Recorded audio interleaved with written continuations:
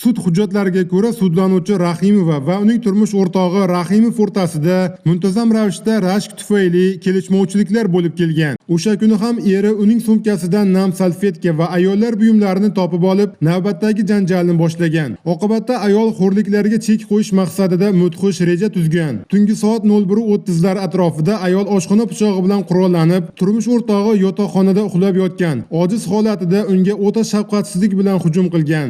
Ekspertiza xulosalariga ko'ra, marhum Rahimovning tanasiga jami 12 marta pichoq sanchilgan. Zarbalarning aksariyati yurak va jigar sohalariga yo'naltirilgan bo'lib, ular hayot uchun xavfli bo'lgan og'ir tan jarohatlari deya baholangan. Jinoyatni sodir etgach, Rahimova javobgarlikdan qutulish va o'z hayotiga chek qo'yish maqsadida o'zining qorniga 16 marta pichoq urgan. Uy ichidagi shovqinni eshitib kirgan oila a'zolari mudhish manzarani ko'rishgan va zudlik bilan tez yordam chaqirishgan. Ayol tirik qolgan va shifoxonaga yetkazilgan.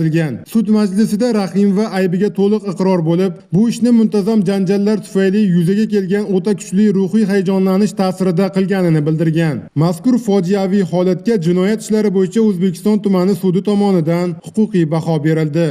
Sudlanuvchi Rahimova O'zbekiston Respublikasi Jinoyat kodeksi 97-moddasi 2-qismining VJ bandlarida ko'rsatilgan jinoyatni sodir etganlikda aybdor deb topildi. Unga shu modda bilan 13 yil 4 oy muddatga ozodlikdan mahrum qilish jazosi tayinlandi. Jazoni umumiy tartibli koloniyalarda o'tashi belgilandi.